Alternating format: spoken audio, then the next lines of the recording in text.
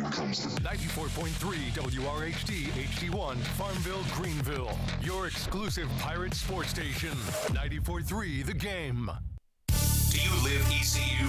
Do you breathe purple and gold? Are you ready to hoist the colors? Now, time for the most in-depth look at the world of ECU athletics. Welcome in to Hoist the Colors with your host, Stephen Igo on 94.3 The Game. Watch the show live on Facebook and at 943thegame.com. Now, here's your host, Stephen Igo. All right, welcome into this Monday edition of Hoist the Colors on 94.3 The Game, Monday, May 15th. ECU baseball coming off a sweep. We will get to that, of course, on this program. Philip Pilkington going to join me shortly. Of course, we're live on Facebook, live on YouTube, as always. So drop your comments, questions, anything you got for us there. We'll get to them throughout this next hour. Really excited for today's show, because we're going to be welcoming in one of the all-time great Pirate coaches, Steve Logan. He's going to join us around 12:15 via the phone. We'll talk to him, go down memory lane, get his take on the current state of college football, the current state of Pirate athletics. Of course, we'll talk football with him, as he coached at ECU from 1992 as a head coach until 2002. Of course, was the offensive coordinator during the Peach Bowl year as well. So looking forward to having Coach Logan on here in a little bit, and that's going to be a very fun conversation, and we'll see how many questions we can get to. Of course, Coach is always can be a little long-winded with some of the stuff, but it'll be fun. We'll have him on, and hopefully the first of many conversations with Coach Logan. All right, we're going to start, though, by talking some baseball. East Carolina with a much-needed sweep. Philip Pilkington is in the Inner Banks Media studio, and Philip, we said going into the weekend that the Pirates really had to sweep to stick in the conference championship race. They do that. They sweep Memphis. Unfortunately, Tulane offers little to zero help against Houston, as Houston sweeps Tulane. Tulane pitching could not get enough outs. They had their opportunities. But at the end of the day, ECU sweeps, Houston sweeps. Pirates still remain a half game out of first place in the conference, despite a 7-game winning streak overall, with just one regular season series remaining. Of course, Houston will take on Cincinnati this weekend. ECU goes to USF, but the Pirates did everything they needed to do. They did, and the unfortunate thing is you can only control what you can control, and obviously that Saturday game, I think, was the one that we most felt like Tulane was in, but unfortunately they were not. But the Pirates really did have the best weekend they've had in a long time. You and I talked about how important it was going to be to hit the ball, especially early, with how streaky this team is hitting, and they did that, and they hit the long ball. So much power I've seen out of the Pirates all year. 9 home runs on the weekend, I think, really set the tone. They set the tone early on Friday by putting up, I believe, was it 6 runs in the first inning on Friday? Yeah, without even an out. Without an out, yeah, that was special. And then obviously they get their best pitcher on Saturday, and unfortunately didn't do a lot of damage against him. Fowler, right? I believe that was their Saturday guy. Yeah, but the ECU pitching staff held it down, and then once they knocked Fowler out of the game, they went back to their ways of being able to hit the ball and hit it with power. We've seen it all year long, Philip. This team, when they get into opposing teams' bullpens, and maybe it's just because the American Athletic Conference is such a bad bullpen league, there's no real pitching depth, but if ECU can execute his game plan, get the starter out, they just feast on the team's bullpen. Really, they feast on bad pitching, and most teams do. If you have a good offense, you're going to crush bad pitching. But I thought the approach versus Fowler, it took a few times through the lineup. But look, listen, when the guy's throwing 94, 95, with a good slider, and he's a lefty, and you're a lefty-heavy lineup, it's not an easy matchup. So they did what they need to do, because I looked at the series as, all right, the Saturday game is the pivotal game, because we said it, ECU has to sweep. And Memphis has really 2 good pitchers. You look at their staff. They have Fowler, and they got Dalton Kendrick, a good lefty closer. And I was worried they would kind of put those 2 guys together and just find a way to get through Saturday with a win, and in turn hurting ECU's conference standing, RPI, et cetera. But give ECU credit. They found a way to scratch off a run. Josh Moreland's home run was big. We saw Carter Cunningham have a tremendous weekend, even with his subpar walk-up song choice, which we can talk about later in the show. But I think it's just this team, we said it last week, they're finding different ways to win. Character-building wins like ODU and Cincinnati just give you so much momentum. And, another huge one coming up Tuesday, which we'll talk about here shortly. But you can't deny the fact that this team, for whatever reason, seems to play its best ball in May under Cliff Godwin. They do, and we've sitting here and we're kind of honing in on the hitting of the baseball. But speaking of that Saturday game, I think the reason that we did not lose that game, and you can talk about the hitting, you can talk about the home run from Josh Moylan, but it was just the phenomenal job the Pirate pitching staff did on Saturday.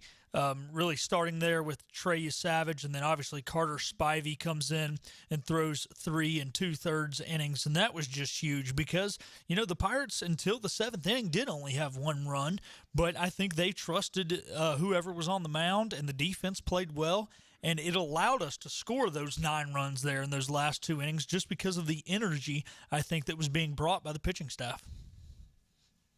So ECU with the win, they're up to 19 in the RPI. We kind of said it was a hold steady weekend in terms of the Pirates weren't going to gain ground by sweeping Memphis, but you had to sweep Memphis to hold steady, and hopefully some teams kind of jockeyed around you. You saw like UConn fall, you saw Campbell fall, and so you had some changes around you. And if you look at the numbers in depth, really there's not a lot of separation with the formula between like 15 and 22. So still a lot of wiggle room there.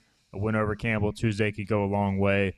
Any win or loss at this point is going to move you up or down, specifically in ECU's case. But looking at the conference standings, we talked about it last week, Philip. ECU 15-6 in the league. Houston 15-5. And I've seen some people say, well, if Houston wouldn't have had that game canceled, maybe they lost against Wichita State, and therefore both teams would be 15-6. But even still, ECU would not have the tiebreaker because Houston took 2 out of 3. So I feel like ECU, we said it, they probably needed to win all 6 to have a shot to win the championship just because Houston's playing such good ball right now. And going to South Florida, which is the last place team in the league, but still a tough place to play, tied for last with Tulane at this point. Down in Tampa, but I feel like they got to sweep this series, and we can talk more about Campbell later, but looking at the conference championship race, it's going to have to probably be another sweep if you want to win the league, because Houston's probably not going to lose 2 out of 3 at home to Cincinnati. And you wonder too, and I know this is maybe going slightly off topic, but would the committee say, if you're not good enough to win your conference a 1-bid league in the regular season, that's enough for us to not let you host? And I think that they possibly could. Therefore, I think it's a must-win of the conference regular season as well as the tournament for East Carolina. And unfortunately, as you kind of brought it up there, we've got to put a lot of faith in Cincinnati this weekend. It's not really the baseball team you want to be putting faith in. I guess you don't want to put your faith in any baseball team from Cincinnati. The Reds are bad. The Bearcats are bad. Maybe they just don't play good baseball in Ohio. I don't know. It's a real struggle up there these days right now, at least. And, I think the only way ECU could overcome that is, let's say they win out and you go into – if you go into the postseason, which would be the conference tournament season, with an 11-game win streak, which is what it would be if they win these 4 games. And let's just say Houston doesn't drop a game. And if you finish a half game out of the lead and then you still go win the conference tournament, and at that point, whether you win out or not, you're looking at winning, 15 in a row or 15 of 16. If you do that and you win the conference tournament, I think that overcomes maybe not being a regular season conference champion team, because then you're proving, hey, we're playing our best ball. We had injuries during that tough stretch. Maybe getting back to full health or close to it shows the committee you're playing your best baseball. We saw them really value that last year, and when ECU got a top 8 seed. So I think it's certainly critical. You certainly would love to have that regular season title, but I just think there's other ways to overcome it. The problem is, as we've discussed, there's not a lot of margin for error. And, I think it really, too, starts with the Tuesday game against Campbell. There's just a lot to juggle right now for ECU, which is why they're not projected as a host, because essentially they got to play, almost clean baseball the rest of the way to put themselves back in that consideration. But you have a chance to get another top 25 caliber win, another good win on your resume. You don't really want to get swept by Campbell during the regular season. So we'll have more on the Campbell game, of course, leading into first pitch, 6 o'clock Tuesday on 94.3 The Game. But this is a big one, Philip, heading into Tuesday, your last midweek game, your last guaranteed home game of the season. Yeah, and I think, Coach Godwin really did do a good job scheduling some tough out-of-conference opponents. The unfortunate thing for East Carolina this year has been State's not ranked. They've been abysmal by their standards. Carolina's not been quite as good as they want, so that is the one thing kind of missing from the Pirates' resume right now is a win over a top 25 opponent, and you've got that opportunity tomorrow as number 14, based off the new D1 baseball rankings. Number 14, Campbell, comes into town. All right, let's get into our guest segment here on the other side. We're going to have Steve Logan, former East Carolina head coach, join us. Great baseball talk there with Philip, and we'll have that to close the show as well. But we're going to try and save as much time as possible for Coach Logan. Also, just to give you guys a heads up, later in the week, we're going to have quite the lineup this week. We'll have Mike Schwartz, the head men's basketball coach, join us in studio tomorrow. Then we'll have the head women's coach, Kim McNeil, join us on Wednesday. Thursday, we'll have Hank Hinton, of course, of Interbanks Media, but also who helps to organize and run Team Boneyard. He'll be in studio with a Team Boneyard update. So we got a heck of a week for you on Hoist the Colors, and it should be a lot of fun starting with Coach Logan on the next segment. All right, we'll get into that on the other side. You're listening to Hoist the Colors on 94.3 The Game. We'll be right back. I'm with my health insurance agent, Bill Jenkins. Bill is an employee benefits specialist and life insurance agent from Town Insurance. Bill, give us an update on Town Insurance here in North Carolina. Town Insurance is a top insurance and employee benefits agency in North Carolina and ranks in the top 50s nationwide. We have primary offices in Greenville, Kinston, Wilmington, Raleigh, and now Charlotte. And Bill, what are areas Town Insurance specializes in? With our experienced account management team, we specialize in employee benefits, including group medical, dental, life, vision, disability, and voluntary options for employees. We compare these options with several of the best carriers in the market and assist businesses on benefit administration as well as employee education and enrollments. And how can a business best contact you to review their employee benefits program? Give us a call, 252-756-8300. Call today, as the best time is now to come to town. Do you ever talk to yourself about where to eat today, and then you hear Warren's Hot Dogs? Then you're thinking, yeah, 2 hot dogs, chips, and a drink for only $6.25 would be awesome. Warren's Hot Dogs. And maybe some homemade lemonade, perhaps a pizza or a sub, and definitely an apple or peach turnover. Warren's Hot Dogs. Don't overthink where to eat today. Go to Warren's Hot Dogs in Greenville across from Ron Ayers, or in Chocowinity next to the fire station. Warren's Hot Dogs, serving the Pirate Nation since 1991. Go Pirates! At U.S. Cellular, you can get one line for just $29.99 with unlimited data, which is good news for you, friendly hermit who shuns society and lives in a cabin all by himself. Wow, thanks. You'd be surprised how much data a hermit goes through. Actually, I'm not that surprised at all. U.S. Cellular, built for us. Terms apply. Visit uscellular.com for details. Spring is here and summer is right on our doorstep. We're all looking forward to outside and enjoying the warm weather and long days. Let the team at Cellular Warehouse help you start enjoying these days by eliminating the 2 to 3 hour wait in the local store. They come right to your home or office and handle all of your cellular needs. Best of all, their front door service is free of charge. Call Toby Williams today at 252-799-7051 and let his team start making life easy again. That's 252-799-7051. Cellular Warehouse, your local U.S. Cellular authorized agent.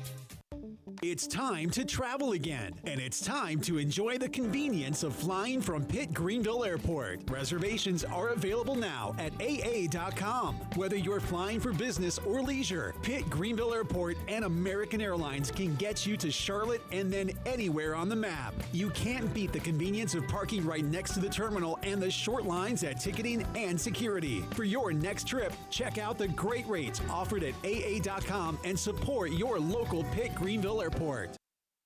Everything you need to know in the world of ECU athletics. This is Hoist the Colors with Stephen Igo on 94.3 The Game. All right, welcome back into the program. We talked East Carolina baseball in our opening segment, discussed where the Pirates stand in the national hosting picture, all that, the conference championship race, and more. We'll get into that discussion later. But first, we're going to talk some Pirate football and do it with a very special guest.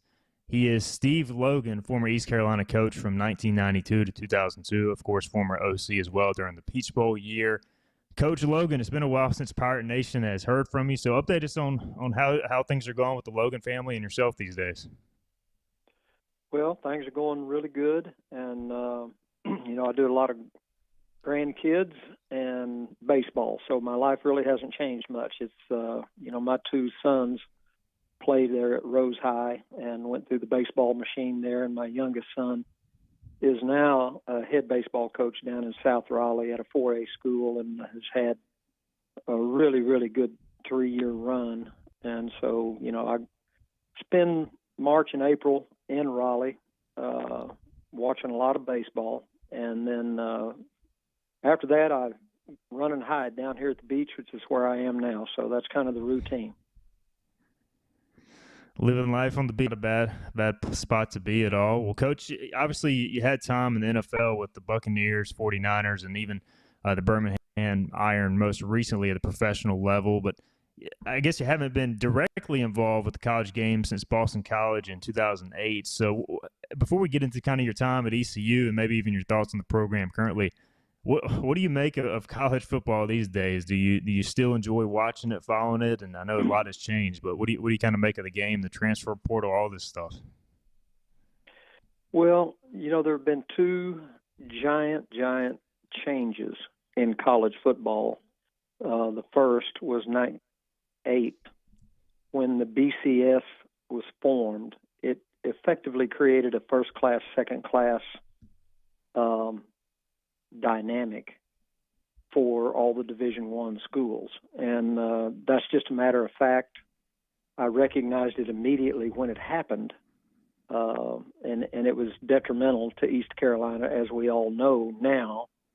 It wasn't recognized by the leadership at the time at East Carolina. They didn't know what had happened.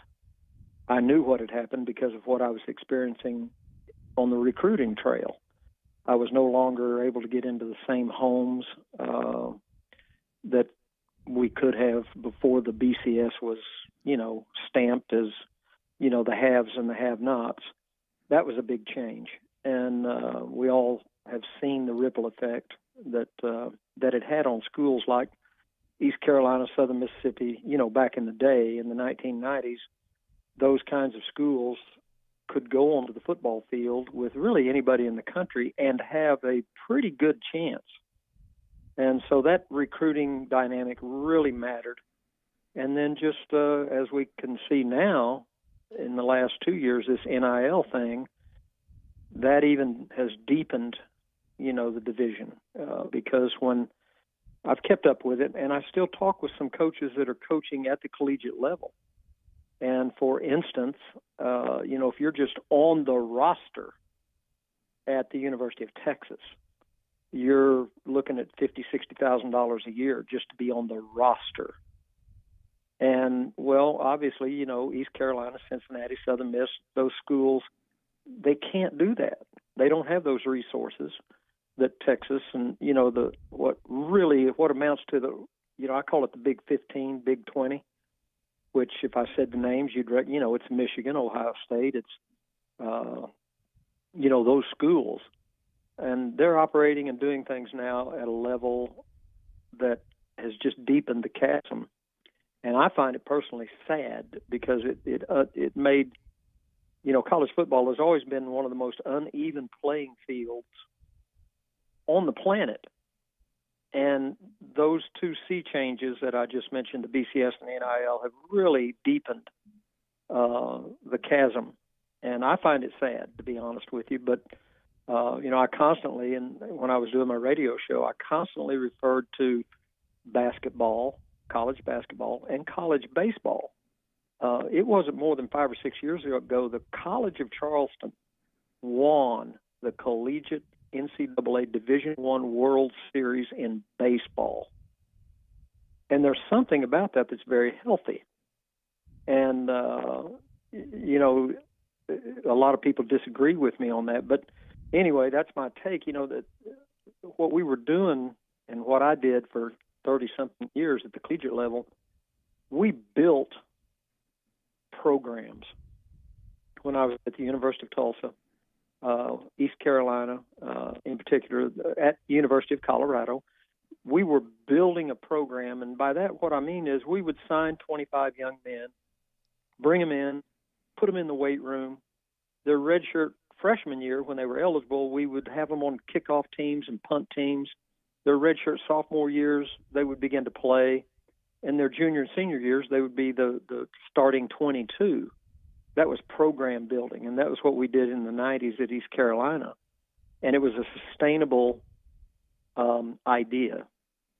And now, with what I'm seeing, and I'm talking, again, to college coaches that are friends of mine that are still in the business, it's really nothing more than, rather than building a program, all you're doing now is roster management, which is, hey, for instance, and I don't think I'm speaking out of turn here, I think East Carolina had a really good center this year on the offensive line.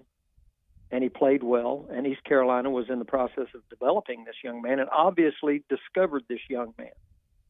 And the moment the season was over, hey, he's gone to Auburn. And so the idea of program building is getting kicked in the teeth. So what do? You got to manage your roster and go find another center pretty quick. And so I'm glad I missed that, to be honest with you. You know, I enjoyed building the programs. I enjoyed bringing young men in and watching them. There were two aspects to it. I was betting on them becoming something better than everybody thought they could.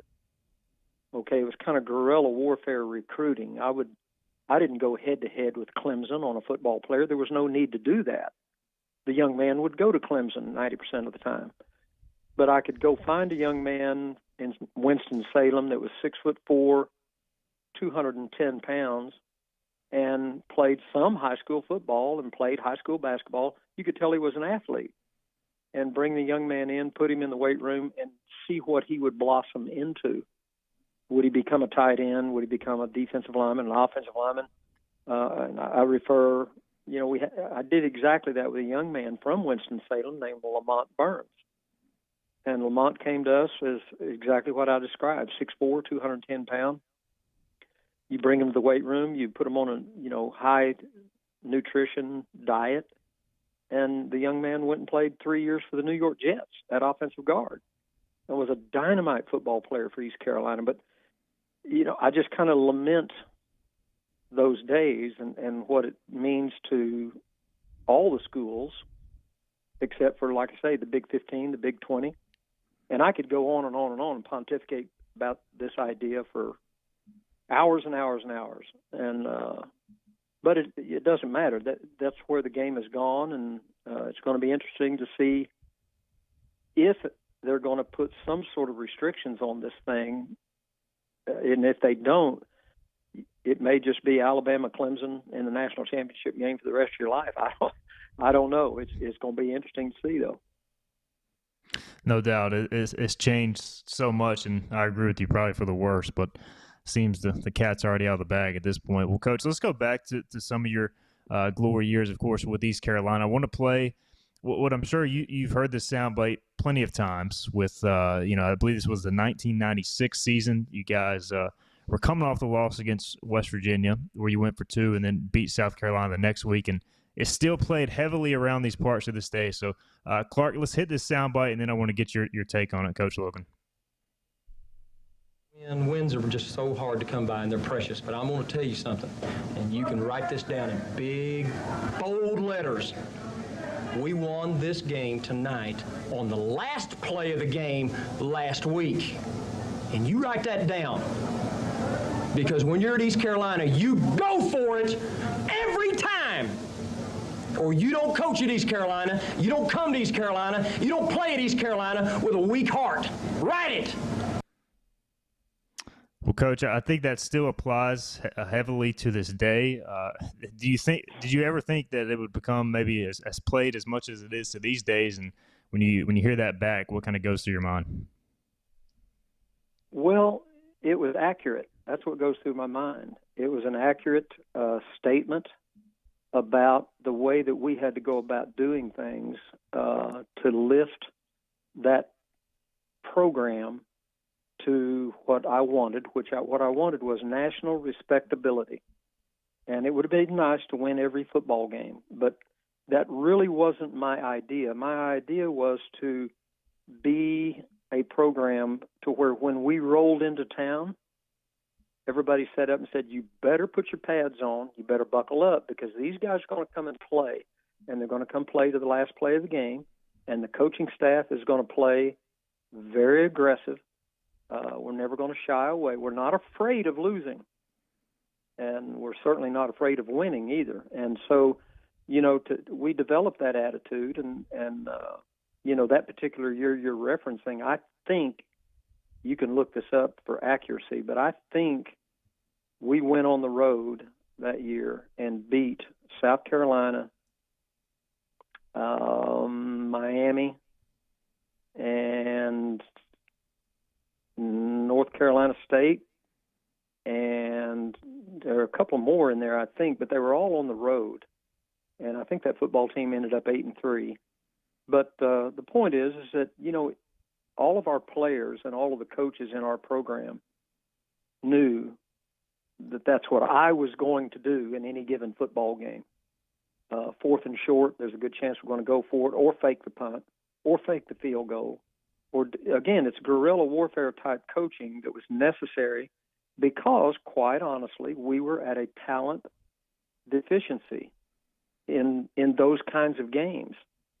Go back and look at the 1996 Miami roster that we beat that year down in the Orange Bowl, 31-6. It's first-round draft pick after first-round draft pick after first-round draft pick on the Miami roster that year. But our mindset and the development of the program, we went into that football game thinking, not thinking, but really believing that we could go win that football game. And we did. And it wasn't a fluke. It was we out-physicaled them. We hit them harder than they'd ever been hit before in any given game that season. And we were a better program that night. We were a better football team that night. And so, that little soundbite you played kind of encapsulated what we were doing during that moment of time in the 90s.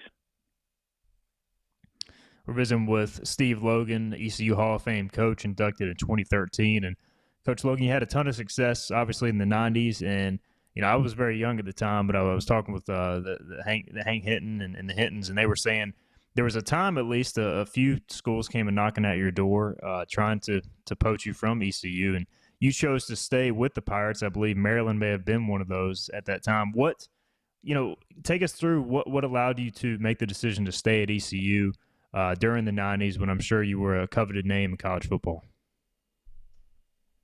Well, quite bluntly and quite honestly, it's okay to talk about those things now, but I very easily, absolutely positively could have been the head coach at Texas Tech, Maryland, Baylor, and Boston College during that time, easily. And chose not to. Really, financially, it was not the smartest idea, but for my family, as I mentioned, my two boys came to Greenville, I think, maybe as first or second graders, and miraculously, through a lot of hard work and luck,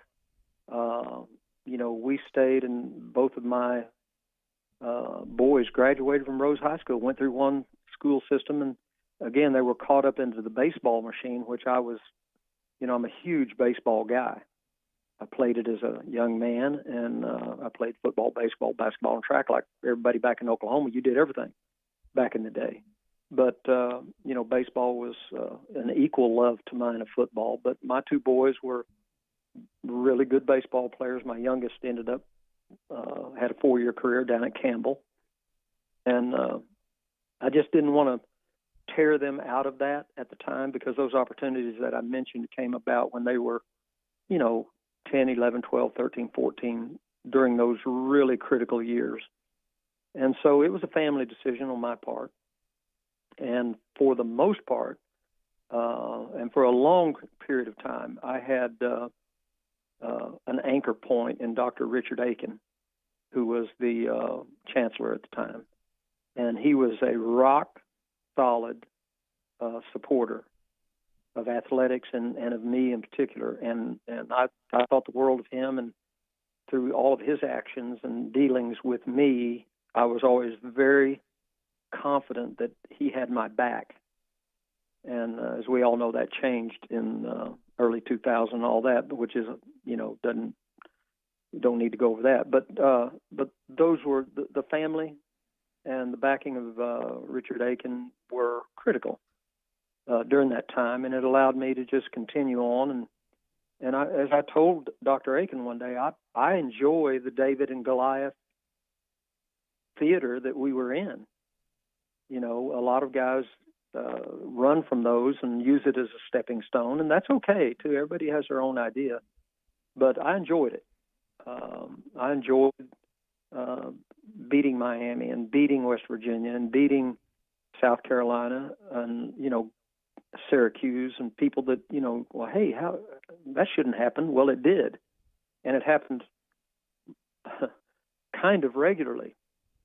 And it was enjoyable. It was gratifying to, again, build a program where people said you shouldn't be able to do it, but we did it. Coach, when you look at the quarterbacks you guys had with, obviously, when your time as an OC developing Jeff Blake and to Marcus Crandall, David Garrard, and there were others as well, but those three specifically, to have the college careers they had under your watch and then the pro careers, how often do you stay in touch with those guys to this day? And when you look back at those three guys and along with many other players, just what are the fond memories you have of those guys?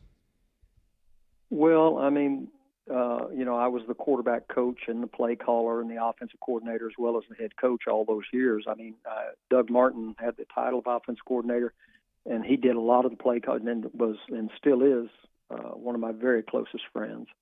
And but I mean, I was heavily involved with the quarterbacks, what I'm trying to say. But yeah, I talked to those guys kind of regularly. And certainly if I called them, they'd pick the phone up immediately, and I do the same when they call me. And those are special relationships. And, the quarterback thing, I happened to be the offensive coordinator at the University of Tulsa when I was, 27, 28 years old. It was ridiculous. But we had a really good quarterback the 2 years I was the offensive coordinator there. And I had, I might have been ahead of the curve from the standpoint of realizing the Bill Walsh statement says you either have a quarterback or a plan to get one. Because without a quarterback, you are not going to win football games, period. And during the years at East Carolina that people can identify with, since we're talking about that, but, we always had a quarterback, and I made sure we had a quarterback. And I would go out each year and recruit 2 and sometimes 3 per class just to make sure that, hopefully one of those 3 would develop into something. I had a real good idea that Mark Crandall would become special. I had a real good idea David Garrard would become special. Jeff Blake was already there. And I'll just tell you this flat out, there was a lot of talk about moving Jeff Blake to safety. And about the time there was some internal changes on the coaching staff where suddenly I became the offensive coordinator, and I put a 1,000-mile-an-hour stop to that. And, the rest is history. But, the quarterback thing, I went to NFL Europe when I left East Carolina, and 2 of my quarterbacks in NFL Europe became NFL Europe Players of the Year.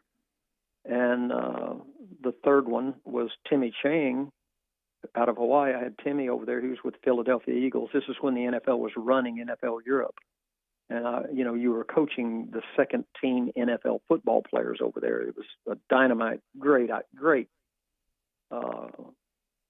job, one of the best jobs I ever had. But the point I'm making is that, you got to have a quarterback, but you also have to have a good system to put them in. I walked into Matt Ryan at Boston College, and the rest is history there. So, it's important that you have a good player. And you cannot make a bad player a good player, but you can take a really good player and then put him in a good system, and it accentuates all of their talents, and it hides whatever deficiencies they may have. And the system that we had down through the years absolutely certainly did that for the quarterback position. Risen with Coach Logan, who went 69-58 during his time at East Carolina. And you kind of touched on it, Coach, but, I mean, any coach in any profession, in any school, it's hard to go out on maybe your terms. I mean, that's just how it works in the profession, and obviously things happen in 2002 at the conclusion of that season. But do you feel like time has healed wounds? I mean, do you feel like I know Pirate Nation still loves you. Just kind of your take on, still being considered one of the Pirate greats, and, do you still get to watch Pirate football on Saturdays, and your thoughts on how things have transpired since then? Well, when I left, I just left. And there wasn't any, I don't think you can find a soundbite or a quote about me leaving there from me. I just went on, and I had a lot of incredible adventures, and I knew that there were some great adventures on the horizon. As we talked about, I chose to stay there. And when the time became evident it was time to leave, it was time to leave. And I had always known deep in the back of my mind, in my heart, that I was going to coach some NFL football. And I made that happen. And I'm eternally grateful for those experiences. That's a whole different set of problems to enter into and to negotiate. And I loved coaching professional football players. Loved it much more than the collegiate player. It's just so liberating to walk out on a practice field and know that the young man you're working with has prepared diligently and is going to give you a 101% practice that day. Because if they don't, they lose their job. And so guess what? You're never having to coach effort. You're never having to raise your blood pressure because things are getting super sloppy. They can get a little sloppy, but not for long at the professional level because everybody is held so accountable. And I enjoyed that, and it was liberating. It was also liberating the professional player if they have an off-the-field incident of any kind. You as a coach have zero to do with that. They can call their agent, they can call management, whatever. It doesn't matter. That you're not involved, and I really, really embrace that too. And so, like I say, the whole thing, it was just time to move on and grow, which I did. And like I say, the NFL Europe was just the best thing. And if they had not shut down NFL Europe, that's where I'd be today. They finally shut that idea down, and that's when I came back to Boston College. And of course, again, Boston College was a tremendous, one of the best jobs ever. Matt Ryan and the Boston College, just the whole thing about Boston College is such a elite, unique group of kids to work with. And Boston is a great place to live. But there's nothing about that I didn't embrace and enjoy. And then, you go from there to the Tampa Bay Buccaneers and spend 3 years there, and that was an incredible journey. And you go from there to the San Francisco 49ers, which was always my dream. And to have that happen was like, winning the lottery. And, but all of those things end. Coaching, I've got a bunch of sayings, but one of them, the young man that was working for me at the Birmingham Iron, it was his first foray into pro football. It was, spring football, spring professional football. And I told him, I said, Alex, one thing you got to remember, football ends badly. And he said, Coach, of all the sayings you've got, but I hate it when you give me that one. And I said, well, just pay attention and watch. It doesn't matter if you're playing or coaching. Football ends badly 99.9% of the time. And once you recognize that, then you just move on when it's time to get fired or time to retire or time, it's just, it doesn't matter if you're a player or a coach. You always think you got one more game in you. And a friend of mine said, Steve, you don't retire from the NFL. The NFL retires you. And that's true of college football. You stay too long at one place, it will retire you eventually. Leadership, management around you changes, and it's just time for a change at the pro level, collegiate level, sometimes even at the high school level. So, all of that was just professional movement to me, and it wasn't personal. It just was. Coach, do you get a chance to watch the Pirates these days? And if so, what do you think what Mike Houston's doing? I know Steve Shankweiler was on staff and, for several years under Coach Houston. And if you could share any thoughts on the current Pirates who are playing pretty well these days. Yeah, I think, from a million miles away, because I'm just watching it, from time to time on television. And but it sounds like, Coach Houston is the mindset that East Carolina needs. He's, the times that I've seen him play, there's an identifiable idea on the offensive side of the football. And more importantly, when Coach Houston got there, they are lined up properly and are playing on the defensive side of the football in a manner that gives them a chance. For a long period of time there, 4, 5, 6 years, it seemed like it was just a catastrophic events on the defensive side of the football. And I'm talking about just a handoff going for 80, literally 80 yards, over and over, just ridiculous. And that's been the biggest change, is that, both sides of the ball have an identity now. And, you turn the TV on and you can tell that they're coached. You can identify the idea that's trying to be expressed on both sides of the football. And, the other thing, when you people have asked me about hiring, how do you hire a football coach? Well, the hiring of Mike Houston, it looks like somebody did the textbook thing. Go find a guy that goes into a place and stays 3 to 4 years, and the record sounds like 2-9, 5-6, 8-3, 9-2, and then he moves on. And if you look at Coach Houston's record, I think that's textbook what he did at 2, maybe 3 institutions. So, it gives you a chance. When you hire a guy like that, you at least have some history that says he has an idea how to resurrect and put some fabric into a program so that you become competitive.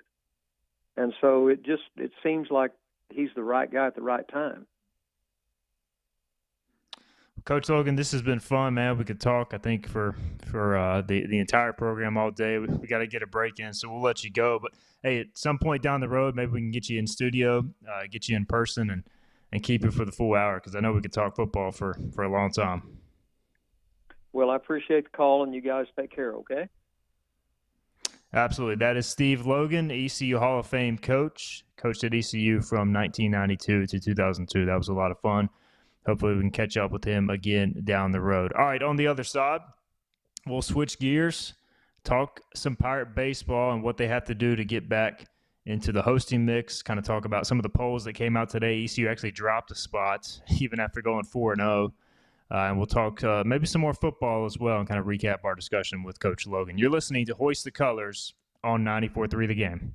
Other restaurants claim their food is fresh and fast, but are they friendly? At Moore's, you're treated like family the minute you walk into their doors. With locations in Winterville, New Bern, Swansboro, Morehead City, and Jacksonville, we've been practicing what we preach since 1945.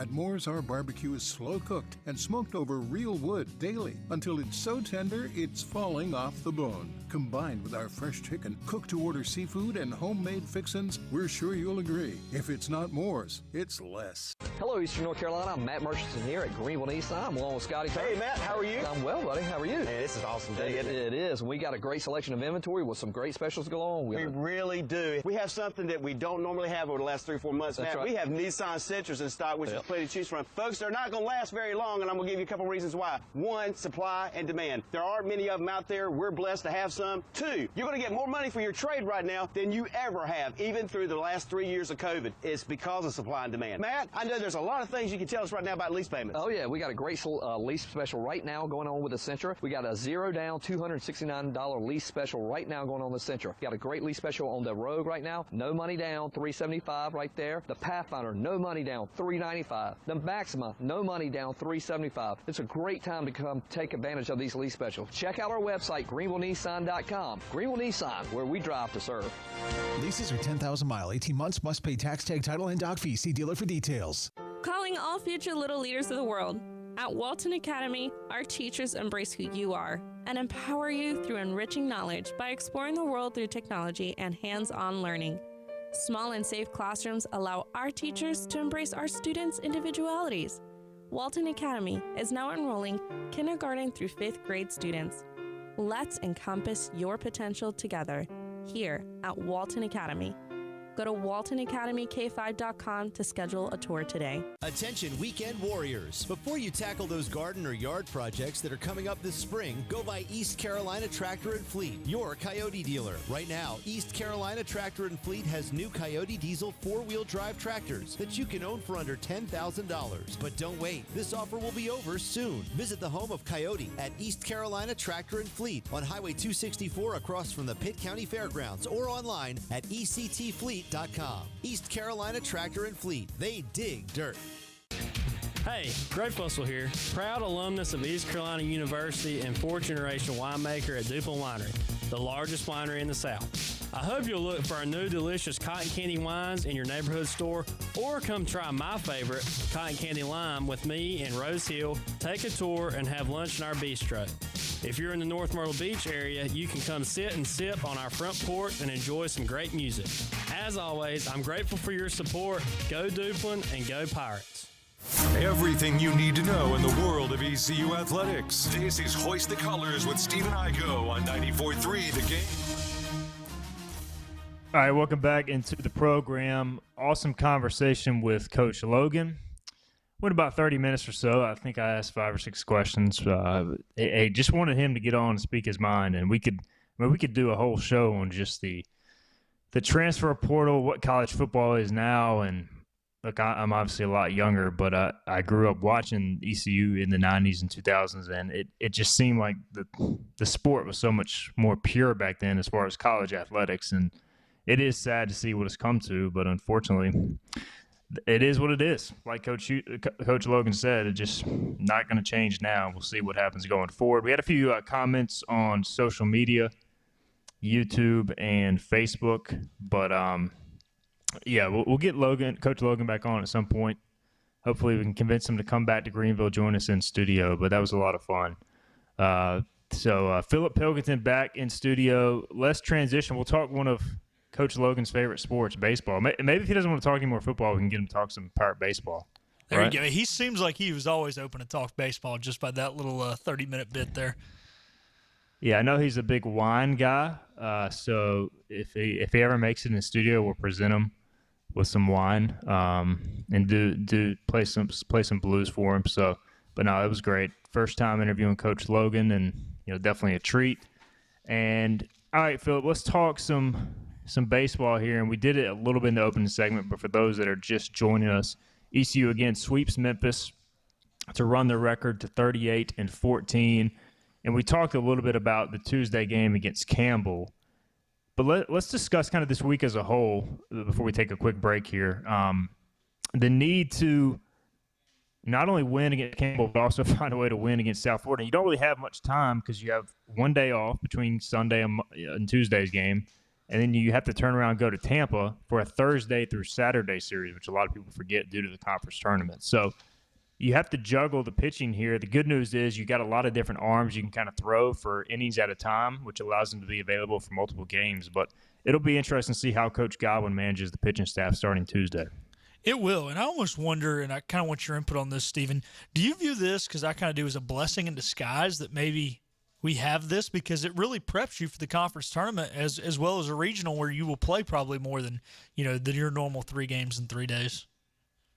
Yeah, no, I mean, I think so. I think it is almost kind of a build-up, and the other factor is USF will be kind of pitching for the conference tournament as well, so they'll probably approach things a little differently as well. All right, we got to get another break in before our final segment, so let's go ahead and do that. We'll come back, wrap up the show. You're listening to Hoist the Colours on 94.3 The Game. Ottavola in Greenville is your local marketplace. Ottavola offers diverse menu selections, casual lunches, and family meals ready to go. At Ottavola, they specialize in the creative use of fresh ingredients, seasonal menu selections, and fun culinary creations that will satisfy even the pickiest taste buds. Treat yourself to lunch or dinner at Ottavola, and make sure to join them in the bar on Saturdays from 4 to 11 with friends to enjoy the limited menu that includes many of your favorites. Ottavola, Red Banks Road, Greenville. Hear 94.3 The Game anytime on the IBX Media app. Is it free? Yes. The only app you need. I love the app.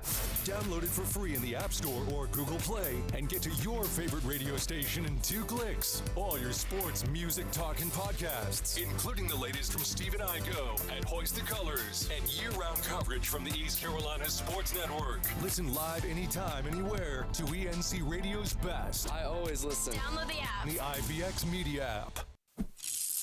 Before your next fishing trip, head to Greenville Marine Outdoor Shop, just outside of Greenville on Marine Drive. Greenville Marine Outdoor Shop has one of the largest inventories of rods, reels, and fishing tackle in the area, plus accessories and equipment to help make your day on the water a success. Whether you need hunting, fishing, clothing, or other supplies, make Greenville Marine Outdoor Shop your one-stop destination. Greenville Marine Outdoor Shop, open Monday through Friday till 5:30 and Saturday to 12:30.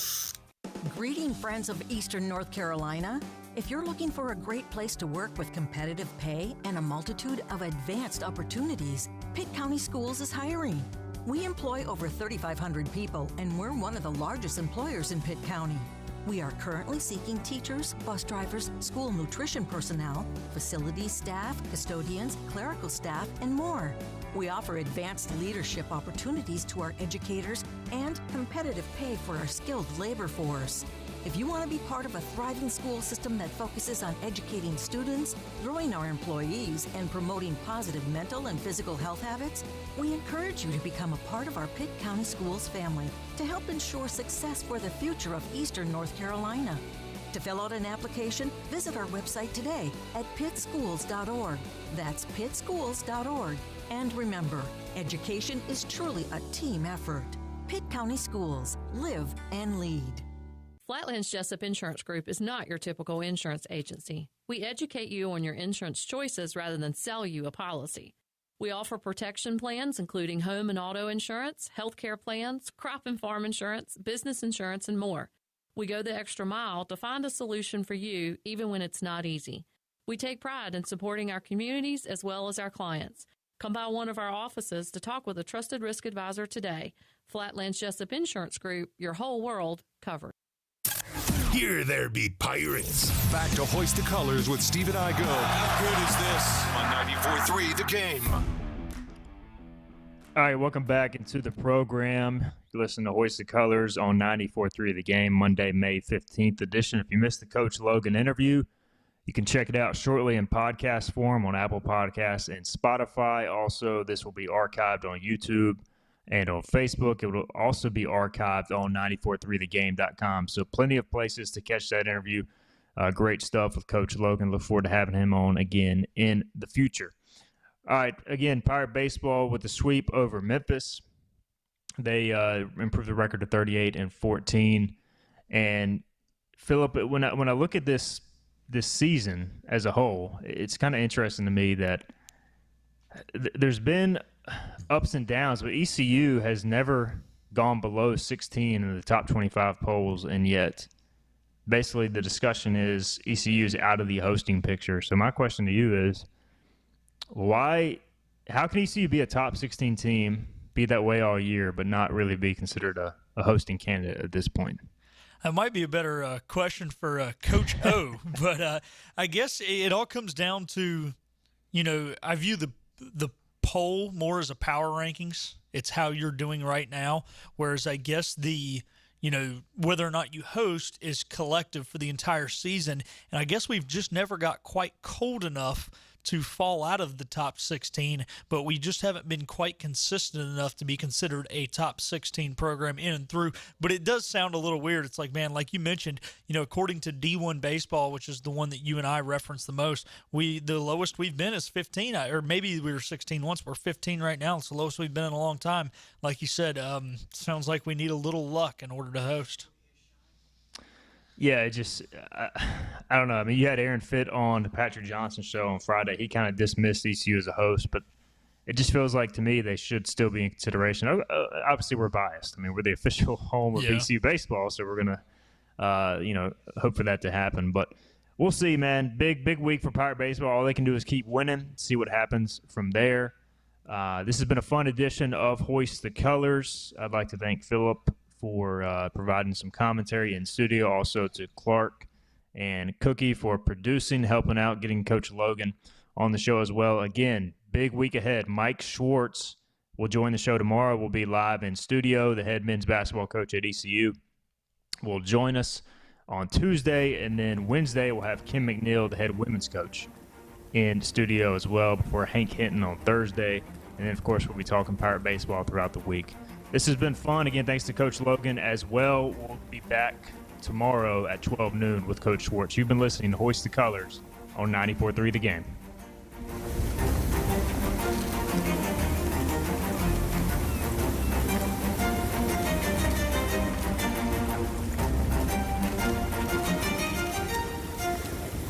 This has been Hoist the Colours with your host, Stephen Igo. Tune in weekdays at noon for all things ECU sports. Get a recap of the show at 943thegame.com, on Twitter, Facebook, or anywhere you get your podcasts. We're back tomorrow with more of Hoist the Colours on 94.3 The Game.